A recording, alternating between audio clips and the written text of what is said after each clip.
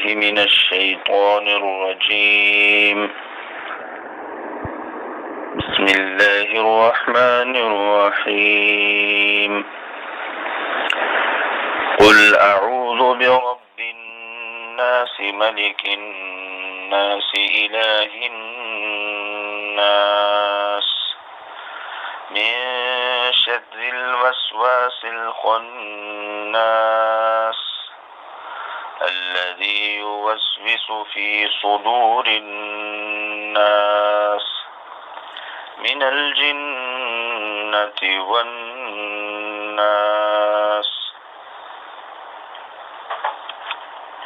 بسم الله والحمد لله والصلاة والسلام على رسول الله. اما بعد. سورۃ الناس مکی سورت ہے. اس کی 6 آیتیں ہیں. اس کے کلمات بعض کے نزدیک 20، بعض کے نزدیک 21، اور میں نے ان کلمات کو گنا تو میں نے ان کو 22 پایا، اور اس کے حروف 80 ہیں. سب سے پہلے چند الفاظ معنی. قل، قال یقول کا فعل امر ہے، کہنا، آپ کہہ دیں. اعوذ، اعاذ یعوذ سے اعوذ میں پناہ میں آتا ہوں. با حرف جر، اور اس کے بہت سارے معنی ہوتے ہیں، جن میں سے استعانت ہے، الصاق ہے، اور کبھی کبھی یہ من کے معنی میں بھی آتا ہے. تو یہاں استعانت کے معنی میں ہے. رب، مالک، خالق، رازق، پیدا کرنے والا. اس میں بہت ساری چیزیں آ جاتی ہیں. الناس کا معنی لوگ، اور رب کی جمع ارباب آتی ہے. رب، مالک، آقا، سید، اور الناس کا معنی لوگ. ملک، ملک کا معنی بادشاہ، اور اس کی جمع ملوک آتی ہے.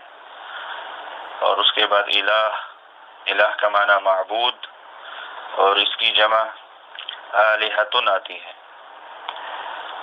من کا معنی سے یہ بھی حرف جر ہے. شر، شر برائی کو کہتے ہیں. اور الوسواس،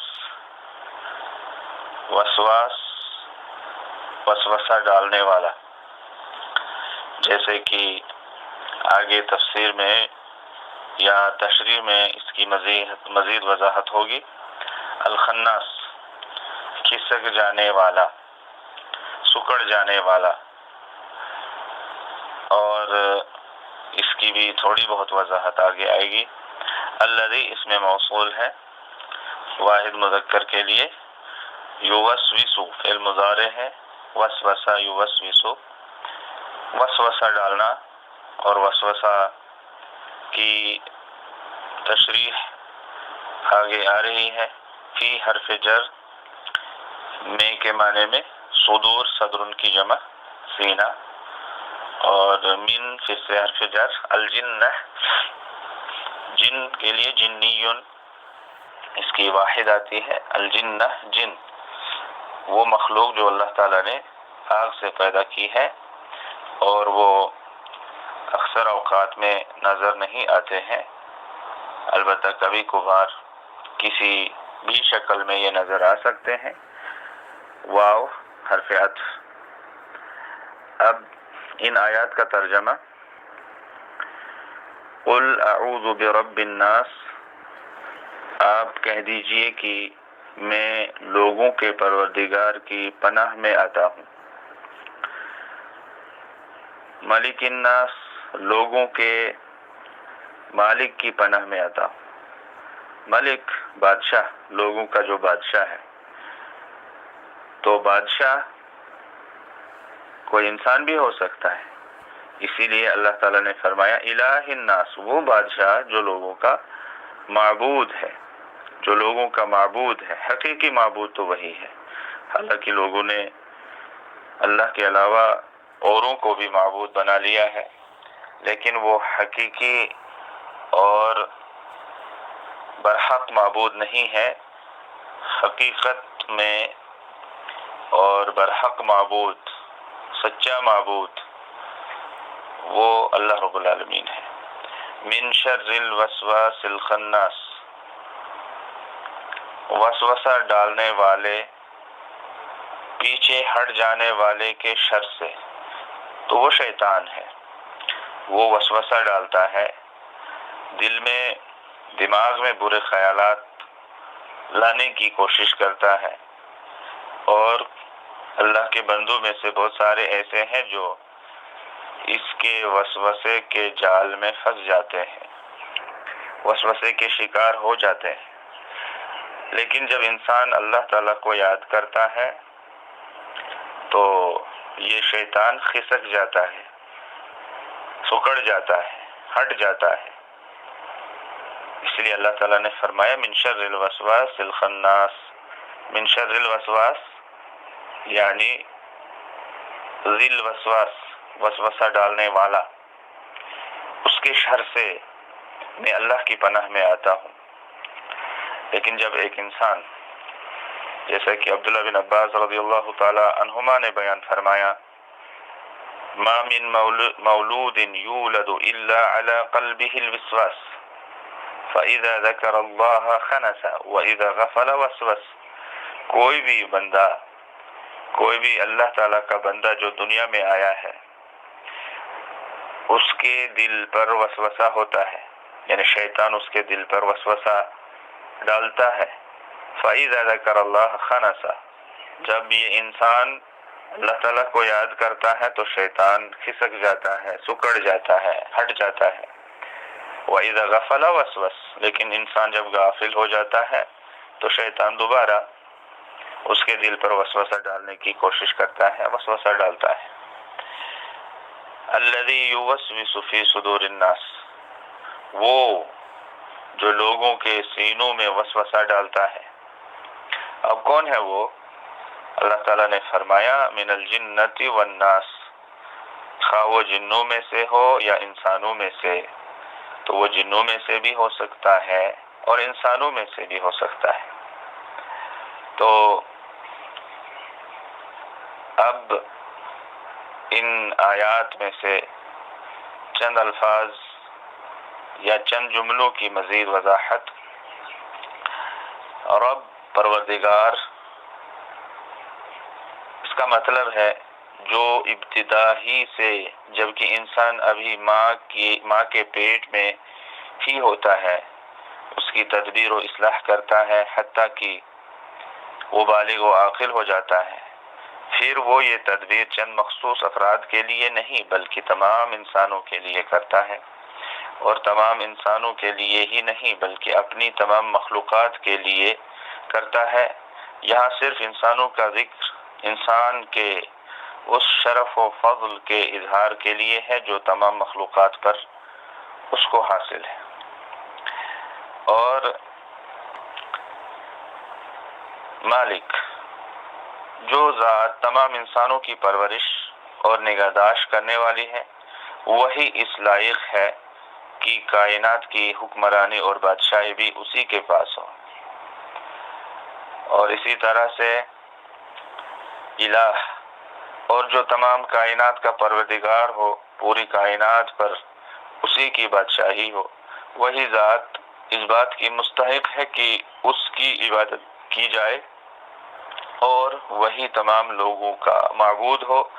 چنانچہ میں اسی عظیم و برتر ہستی کی پناہ حاصل کرتا ہوں، اسی کی پناہ میں آتا ہوں۔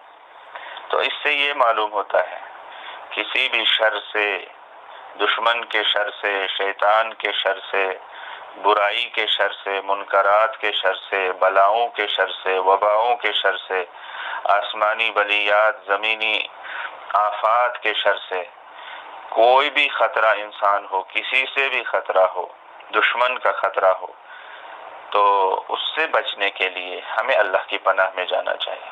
اللہ تعالیٰ ہی ہے وہ جو پناہ دے سکتا ہے، اللہ کے سوا کوئی پناہ نہیں دے سکتا ہے۔ یہی توحید ہے، یہی اصل میں اللہ تعالی کو مطلوب ہے، اور یہی مقصد حیات ہے، یہی زندگی کا مدعا ہے کہ اللہ رب العالمین کی ہی پناہ میں انسان رہے اور ہمیشہ اسی سے پناہ مانگے، اور وہی پناہ دینے والا ہے۔ اس کے سوا لوگ کسی پیر کی، کسی ولی کی، کسی جن کی، کسی اور بھوت پریت کی پناہ میں آنے کی کوشش کرتے ہیں، اور جیسا کہ دور جاہلیت میں بھی لوگ جنوں کی پناہ میں آنے کا سوال کیا کرتے تھے، جنوں سے پناہ مانگا کرتے تھے۔ سورہ جن کو جب ہم پڑھتے ہیں تو ہمیں یہی معلوم ہوتا ہے، لیکن وہ جن اس طرح سے اور زیادہ سرکش ہو جاتے ہیں، اور پھر وہ اور زیادہ انسان کو تکلیف اور نقصان پہنچانے کی کوشش کرتے ہیں۔ لیکن اگر واقعی انسان کو ان تمام قسم کی برائیوں سے، شرور سے، جو بھی انسان کو ناپسند ہے، جس سے انسان بچنا چاہتا ہے، اگر اس کی پناہ انسان چاہتا ہے، اس سے پناہ چاہتا ہے، تو اسے اللہ تعالیٰ سے پناہ مانگنی چاہیے۔ تو پناہ مانگنا ہو، مدد مانگنی ہو، استغاثہ کرنا ہو، استعانت مانگنی ہو، یا اور کوئی حاجت ہو، ضرورت ہو، تو وہ صرف اللہ تعالیٰ سے مانگنی چاہیے۔ وَإِذَا اسْتَعَنْتَ فَاسْتَعِنْ بِاللَّهِ، اور جب تم مدد مانگو تو اللہ تعالیٰ سے مدد مانگو۔ إِيَّاكَ نَعْبُدُ وَإِيَّاكَ نَسْتَعِينُ، ہم تیری ہی عبادت کرتے ہیں اور تجھ ہی سے مدد مانگتے ہیں۔ تو اس طرح کی کوئی بھی حاجت ہو، کوئی بھی ضرورت ہو، وہ صرف اللہ تعالیٰ سے حاصل کی جائے، اللہ تعالیٰ سے مانگی جائے۔ اللہ تعالیٰ نے بہت سارے لوگوں کو پناہ دی، جن کی مثالیں اللہ تعالیٰ نے قرآن مجید کے اندر بیان فرمائی ہیں۔ آدم علیہ السلام، نوح علیہ السلام، لوط علیہ السلام، اور اس کے علاوہ جو اولو العزم پیغمبر اور رسول اور نبی اس دنیا میں آئے، نیک لوگ آئے، انہوں نے اللہ سے ہی پناہ مانگی اور اللہ تعالیٰ نے ان کو پناہ دی۔ ہم بھی اللہ تعالیٰ سے پناہ مانگتے ہیں، اللہ تعالیٰ ہی ہمیں پناہ دیتا ہے، بچاتا ہے تمام قسم کے شرور سے، تمام قسم کی مکروہات سے، اللہ تعالیٰ ہی ہمیں پناہ دیتا ہے۔ اور اس کے بعد ہے الوسواس۔ بعض کے نزدیک اسم فاعل الموصوص کے معنی میں ہے، اور بعض کے نزدیک یہ ذی الوسواس ہے۔ وسوسہ مخفی آواز کو کہتے ہیں۔ شیطان بھی نہایت غیر محسوس طریقوں سے انسان کے دل میں بری باتیں ڈال دیتا ہے، اور اسی کو وسوسہ کہا جاتا ہے۔ الخناس، خسک جانے والا، یہ شیطان کی صفت ہے۔ جب اللہ کا ذکر کیا جائے تو یہ خسک جاتا ہے، اور اللہ کی یاد سے غفلت برتی جائے تو دل پر چھا جاتا ہے۔ اور اسی طرح سے الذی یوسوس فی صدور الناس، یہ وسوسہ ڈالنے والوں کی دو قسمیں ہیں، شیاطین جو جنات میں سے ہوتے ہیں اور جن کو اللہ تعالیٰ نے انسانوں کو گمراہ کرنے کی قدرت دی ہے۔ ہر انسان کے ساتھ ایک شیطان اس کا ساتھی ہوتا ہے جو اس کو گمراہ کرنے کی کوشش کرتا رہتا ہے۔ حدیث میں آتا ہے کہ جب نبی کریم صلی اللہ علیہ وسلم نے یہ بات فرمائی تو صحابہ نے پوچھا کہ اللہ کے رسول، کیا آپ کے ساتھ بھی ہے؟ آپ صلی اللہ علیہ وسلم نے فرمایا ہاں میرے ساتھ بھی ہے، لیکن اللہ نے اس پر میری مدد فرمائی اور وہ مطیع ہو گیا، مجھے خیر کے علاوہ کسی اور بات کا حکم نہیں دیتا۔ صحیح مسلم کی روایت ہے یہ۔ اسی طرح سے حدیث میں آتا ہے کہ نبی کریم صلی اللہ علیہ وسلم اعتکاف فرما رہے تھے کہ آپ کی زوج مطہرہ حضرت صفیہ رضی اللہ عنہا آپ صلی اللہ علیہ وسلم سے ملنے کے لیے آئی، رات کا وقت تھا، آپ انہیں چھوڑنے کے لیے ان کے ساتھ گئے۔ راستے میں دو انصاری صحابی وہاں سے گزرے تو آپ صلی اللہ علیہ وسلم نے انہیں بلا کر فرمایا کہ یہ میری اہلیہ صفیہ بنت حیی ہیں، انہوں نے عرض کیا اے اللہ کے رسول صلی اللہ علیہ وسلم، آپ کی بابت ہمیں کیا بدگمانی ہو سکتی تھی؟ آپ صلی اللہ علیہ وسلم نے فرمایا یہ تو ٹھیک ہے، لیکن شیطان انسان کی رگوں میں خون کی طرح دوڑتا ہے، مجھے خطرہ محسوس ہوا کہ کہیں وہ تمہارے دلوں میں کچھ شبہ نہ ڈال دے۔ صحیح بخاری کی روایت ہے۔ دوسرے وہ شیطان جو انسانوں میں سے ہوتے ہیں، جو اپنی ہی جنس انسانوں کو گمراہی کی ترغیب دیتے ہیں۔ اس تفصیل کی روشنی میں من الجنت والناس کا تعلق الذی یوسوس سے ہے، جبکہ بعض علماء کہتے ہیں کہ من الجنت والناس کا تعلق فی صدور الناس میں الناس سے ہے۔ اس صورت میں مطلب یہ بنتا ہے کہ شیطان جن کو گمراہ کرتا ہے ان کی دو قسمیں ہیں، یعنی شیطان انسان کو بھی گمراہ کرتا ہے اور جنات کو بھی، صرف انسانوں کا ذکر تغلیب کے طور پر ہے، ورنہ جنات بھی شیطان کے وسوسوں سے گمراہ ہونے والوں میں شامل ہیں۔ اور بعض کہتے ہیں کہ جنوں پر بھی قرآن میں رجال کا لفظ بولا گیا ہے، الجن سورہ جن کے اندر موجود ہے یہ لفظ، اس لیے وہ بھی ناس کا مصداق ہیں۔ تو بہرحال یہ اس کی تفسیر میں یہ تفصیل موجود ہے۔ اس سورت کی فضیلت جس میں آتا ہے کہ نبی کریم صلی اللہ علیہ وسلم کو نماز میں بچھو ڈس گیا، نماز سے فراغت کے بعد آپ صلی اللہ علیہ وسلم نے پانی اور نمک منگوا کر اوپر ملا اور ساتھ ساتھ قل یا ایھا الکافرون قل اعوذ برب الفلق اور قل اعوذ برب الناس پڑھتے رہے۔ یہ المعجم الصغیر لطبرانی کی روایت ہے، اور مجمع الزوائد میں حیثمی نے اس کو حسن قرار دیا ہے، اس کی سند کو حسن قرار دیا ہے۔ باقی اس صورت کی جو مزید کچھ تفصیل ہوگی فضائل کے تعلق سے یا اور کچھ مسائل کے تعلق سے، تو وہ سورۃ الفلق کی تفسیر کے موقع پر بیان کی جائے گی۔ تو یہیں پر رکتے ہیں، اللہ تعالیٰ سے یہ دعا کرتے ہوئے کہ اللہ تعالیٰ ہمیں قرآن کو سمجھنے کی توفیق عطا فرمائے اور قرآن پر عمل کرنے کی توفیق عطا فرمائے، اور ہمیں علم نافع، عمل صالح عطا فرمائے۔ وآخر دعوانا ان الحمد للہ رب العالمین۔